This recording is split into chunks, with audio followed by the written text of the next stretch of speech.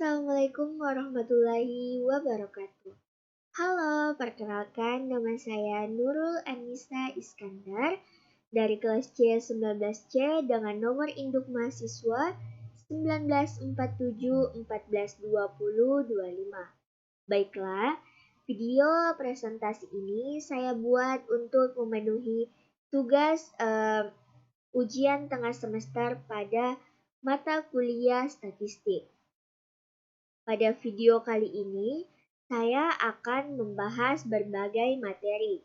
Adapun muatan materi yang akan saya bahas pada video ini yaitu yang pertama materi pengertian statistik, yang kedua materi data, jenis-jenis data dan cara memperolehnya, yang ketiga materi tabel, diagram dan distribusi frekuensi, yang keempat materi mean, median, dan modus dari data yang tidak terkelompokkan. Yang kelima, mean, median, dan modus dari data yang terkelompokkan. Yang keenam, kuartil, desil, dan persentil. Dan yang ketujuh, populasi, sampel, dan statistik inferensial. Baiklah, kita akan masuk pada materi pertama yaitu pengertian statistik. Statistik diartikan sebagai kumpulan bahan keterangan yang berupa angka atau bilangan, dapat pula diartikan sebagai deretan atau sekumpulan angka yang menunjukkan keterangan mengenai cabang kegiatan hidup tertentu. Menurut Subana dan kawan-kawan, pada tahun 2000, statistik adalah sekumpulan fakta yang berbentuk angka yang disusun dalam tabel atau daftar yang menggambarkan suatu persoalan. Selanjutnya, kita akan masuk pada materi kedua yaitu data, jenis-jenis data, dan cara memperolehnya. Pertama-tama, saya akan menjelaskan tentang pengertian data. Data adalah kumpulan dari fakta yang dapat berupa angka, simbol, ataupun tulisan yang diperoleh melalui pengamatan suatu objek. Data yang baik harus dapat dipercaya kebenarannya atau reliable, akurat, tepat waktu, dan mencangkup ruang lingkup yang luas. Jenis-jenis data. Jenis data terbagi menjadi 4, yaitu jenis data berdasarkan cara memperolehnya, jenis data berdasarkan sifatnya, jenis data berdasarkan sumbernya, dan jenis data berdasarkan waktu pengumpulannya. Jenis data berdasarkan cara memperolehnya terbagi menjadi 2, yaitu data primer dan data sekunder. Yang kedua, jenis data berdasarkan sifatnya terbagi menjadi 2, yaitu data kuantitatif dan kualitatif. Yang ketiga, jenis data berdasarkan sumbernya, yaitu data internal dan eksternal. Dan yang keempat, jenis data berdasarkan waktu pengumpulannya, yaitu data cross-section dan data berkala. Selanjutnya, yaitu kita masih ada di materi kedua, akan membahas cara memperoleh data. Cara memperoleh data ada 4 cara memperoleh data, yaitu yang pertama registrasi. Registrasi merupakan istilah saat ini lebih kepada pencatatan secara individu melalui berbagai institusi. Yang kedua ada survei, yaitu pengumpulan data di mana data yang diselidiki adalah elemen dari populasi. Yang ketiga, sensus, yaitu cara pengumpulan data secara lengkap di mana seluruh elemen dalam populasi yang menjadi objek penelitian diselidiki atau dicacah satu persatu. Yang keempat ada eksperimen. Eksperimen ini lebih kepada spesifik untuk tujuan-tujuan penelitian tertentu, misalnya memilih unit-unit dari populasi, kemudian memberikan perlakuan yang berbeda antar unit, kemudian membandingkan hasilnya. Selanjutnya yaitu metode pengumpulan data. Metode pengumpulan data terbagi menjadi 3, yaitu ada angket, ada wawancara, ada observasi. Angket. Angket ini sama seperti kuesioner, yaitu teknik pengumpulan data teknik pengumpulan data yang dilakukan dengan cara memberikan seperangkat pertanyaan kepada responden untuk dijawab sesuai dengan apa yang ia rasakan.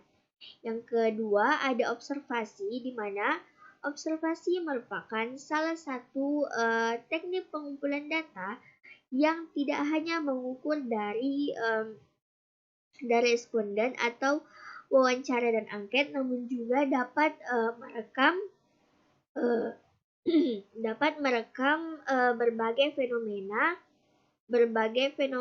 yang terjadi. Yang terakhir yaitu ada wawancara.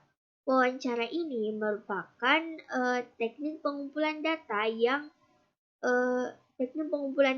yang dilakukan secara tatap muka. Langsung kepada narasumber maupun peneliti terhadap narasumber atau sumber data.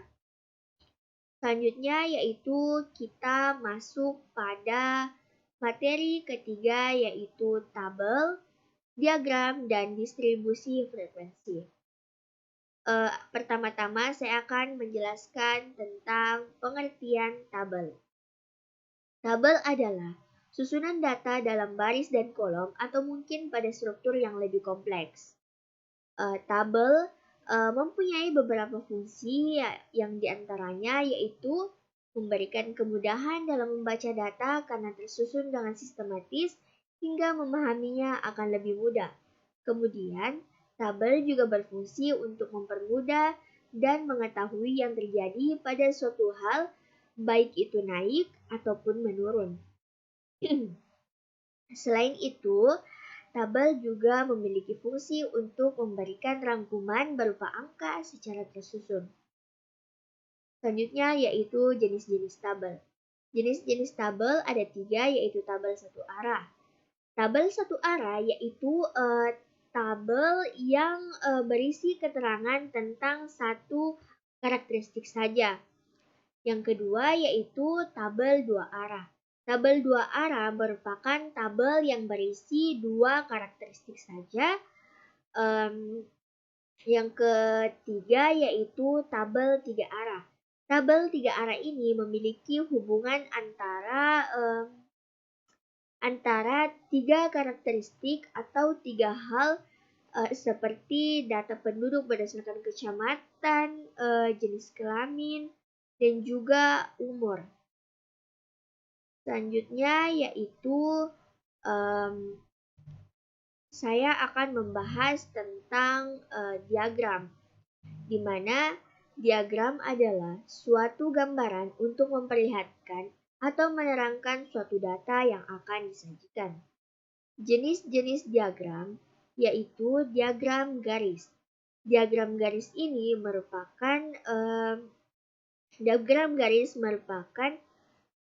suatu diagram garis lurus ataupun diagram garis yang biasanya dipakai untuk menyajikan data statistik yang dapat berdasarkan pengamatan dari waktu mengamati atau dari waktu ke waktu secara berurutan.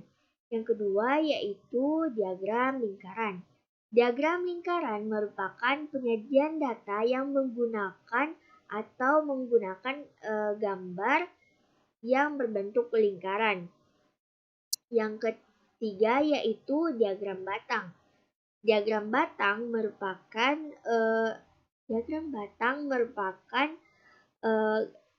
digunakan untuk menggambarkan suatu perkembangan nilai-nilai objek penelitian dalam kurun waktu tertentu. Yang keempat yaitu diagram batang daun. Diagram batang daun ini digunakan untuk mengurutkan data yang telah terkumpulkan. Dan yang kelima yaitu diagram kotak garis. Diagram kotak garis ini merupakan diagram yang dipakai untuk menggambarkan digambarkan untuk menggambarkan kotak garis yaitu statistik 5 serangkai. Selanjutnya yaitu kita masuk pada distribusi frekuensi. Distribusi frekuensi. Kata distribusi berasal dari bahasa Inggris yaitu distribution yang berarti penyaluran, pembagian, atau pencarahan. Kata frekuensi sendiri juga berasal dari bahasa Inggris yaitu frequency yang berarti kekerapan, keseringan, atau jarang kerapnya. Jadi dapat kita simpulkan bahwa distribusi frekuensi merupakan suatu keadaan yang menggambarkan bagaimana frekuensi dari gejala atau variabel yang dilambangkan dengan angka itu telah tersalur, terbagi, tersebar, dan terpancar. Penggambaran angka atau bilangan atau penyajian data angka tersebut dapat disajikan dalam bentuk tabel atau grafik gambar yang kemudian dikenal dengan istilah tabel distribusi frekuensi dan grafik distribusi frekuensi. Selanjutnya yaitu kita masuk pada materi keempat. Pada materi keempat ini saya akan membahas tentang mean, median, dan modus pada data yang tidak terkelompok. Yang pertama yaitu saya akan menjelaskan tentang pengertian mean, median, dan modus. Mean merupakan jumlah keseluruhan data dibagi banyaknya data. Selanjutnya yaitu median. Median merupakan pemusatan data yang membagi suatu data menjadi setengah atau 50%, di mana median ini juga dapat dikatakan sebagai nilai tengah. Yang ketiga ada modus. Modus adalah ukuran pemusatan data yang berupa frekuensi terbesar munculnya data yang sama. Modus ini juga dapat dikatakan sebagai angka yang paling sering muncul. Adapun rumus mean yaitu X bar sama dengan sigma XI per N. Ada X bar merupakan nilai rata-rata, XI merupakan nilai data ke I, dan N merupakan banyaknya data. Rumus median yaitu ME sama dengan X dikali N tambah 1 per 2. Selanjutnya yaitu jenis-jenis mean, median, dan modus. Jenis mean terbagi menjadi beberapa bagian yaitu sebagai berikut. Mean data tunggal, mean data berfrekuensi, mean berinterval, dan mean gabungan. Median terbagi menjadi beberapa bagian yaitu sebagai berikut yaitu median data tunggal dan median data berkelompok. Modus juga terbagi menjadi dua bagian yaitu modus data tunggal dan modus data berkelompok. Selanjutnya yaitu contoh soal. Contoh soal mean, median, dan modus. Yaitu diketahui sebuah data 7, 8, 9, 6, 6, 7, 8, 10, 9, 6. Tentukan mean, median, dan modus. Untuk menentukan meannya, kita menjumlahkan seluruh data. Jadi jumlah datanya ada 10. Dan kita menambahkan atau menjumlahkan seluruh data tersebut. Yaitu 7 tambah 8 tambah 9 tambah 6 tambah 6 tambah 7 tambah 8 tambah 10 tambah 9 tambah 6. Jadi meannya yaitu 76 dibagi banyaknya data yaitu 10. Jadi meannya adalah 7,6. Untuk mencari mediannya, urutkan data terlebih dahulu dari yang terkecil ke terbesar. Pada jumlah datanya genap, maka mediannya terletak di data ke 10 dibagi 2 yaitu 5. Jadi 10 bagi 2 tambah 1 sama dengan 6. Data ke-5 dan ke-6 adalah 7 dan 8. Jadi mediannya adalah 7 tambah 8 dibagi 2. Mediannya yaitu 15 bagi 2. Hasil dari 15 bagi 2 adalah 7,5. Untuk modusnya, kita tinggal melihat saja angka berapa yang paling sering muncul, maka itulah modusnya. Nah, pada data tersebut, angka yang paling sering muncul yaitu angka 6, yaitu sebanyak 3 kali. Selanjutnya kita masuk pada materi kelima, mean, median, dan modus pada data yang terkelompok. Materi kelima ini hampir sama dengan materi pada materi 4. Pengertiannya juga sama, namun pada materi 5 ini membahas tentang data yang terkelompok. Untuk rumusnya berbeda, yaitu mean. Pada mean, rumusnya adalah X bar sama dengan sigma F kali T kali XT per sigma FI. Keterangan X bar sama dengan nilai rata-rata, XI nilai tengah kelompok data ke I, FI merupakan frekuensi kelompok data ke I. Untuk rumus median yaitu ME sama dengan Q2 sama dengan TB ditambah 1/2N kurang FK per F1 kali P. Untuk rumus modus, MO sama dengan TB tambah DI per D1 per D1 tambah D2 dikali P. Ini merupakan contoh soal data terkelompok. Di sini telah disediakan sebuah data, kemudian kita sisa menentukan median dan modus dan data kelompok ini. Untuk menentukan meannya, kita mencari tahu dulu terlebih dahulu XI-nya. Untuk mencari XI-nya, kita tinggal mengurangkan 10 dengan 0,5 dan mengurangkan 19 dengan 0,5. Kemudian ditambahkan, maka hasilnya 14,5. Begitupun seterusnya sampai ke bawah. Jadi kita masukkan ke dalam rumus X bar sama dengan sigma NI sama dengan 1 XI kali FI per sigma NI sama dengan 1 FI. X bar sama dengan 29 tambah 49 tambah 69 tambah 44,5 tambah 109 dan seterusnya per 2 tambah 2 tambah 2 tambah 1 dan seterusnya. Jadi hasilnya yaitu 1120 per 20 sama dengan 56. Jadi mean pada data tersebut adalah 26. Untuk menentukan mediannya, kita mencari mediannya, langkahnya yaitu N atau total frekuensi sama dengan 2 tambah 2 dan seterusnya sampai 20.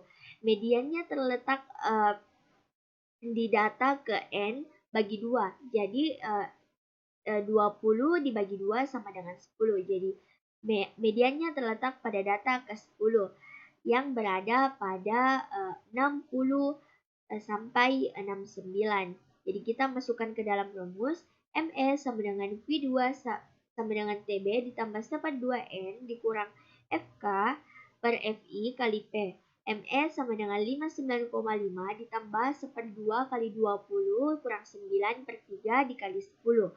ME sama dengan 59 kali 59,5 ditambah 10 kurang 9 per 3 kali 10. 59,5 ditambah 1/3 kali 10 yaitu 59,5 ditambah 3,33 hasilnya 62,833. Jadi median dari data tersebut adalah 62,833. Baiklah, selanjutnya yaitu modus. Untuk menentukan modus, kita langsung saja memasukkannya pada rumus, yaitu MO sama dengan TB ditambah D1 per D1 tambah D2 kali P. 69,5 ditambah 3 per 3 tambah 5 dikali 10. 69,5 ditambah 3 per 80 dikali 10. 69,5 ditambah 30 per 8.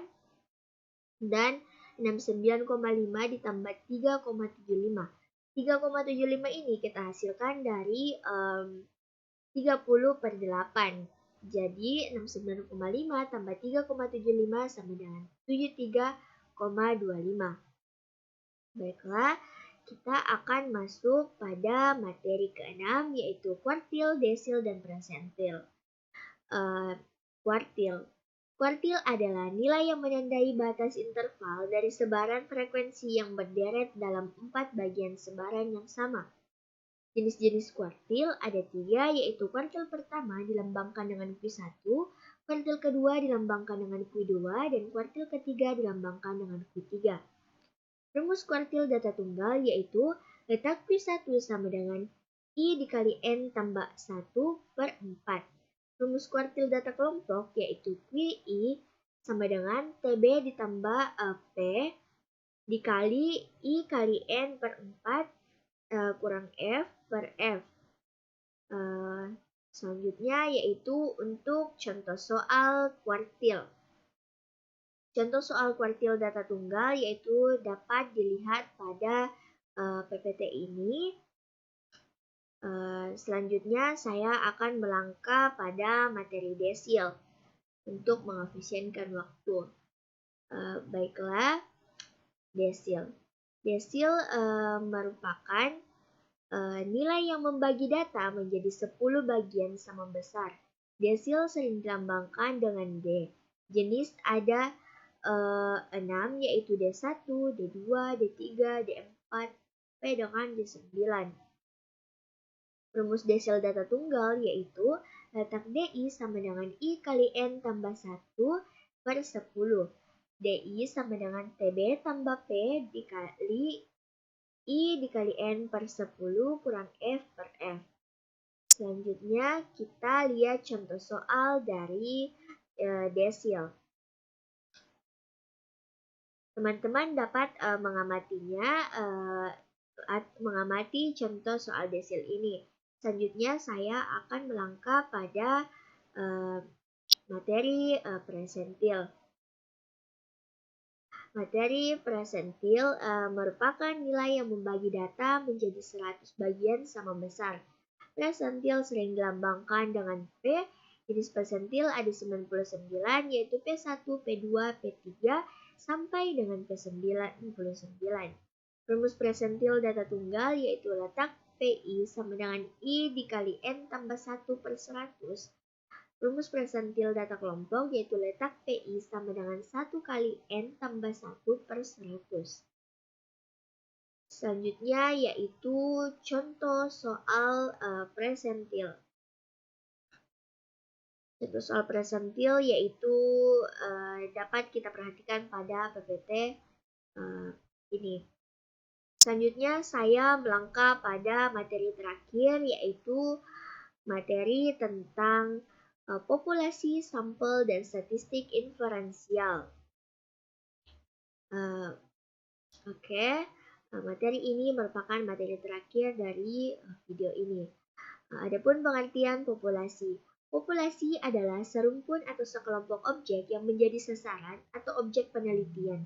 Populasi dapat berupa manusia, hewan, tumbuhan, udara, gejala, nilai, peristiwa, sikap, hidup, dan lain sebagainya.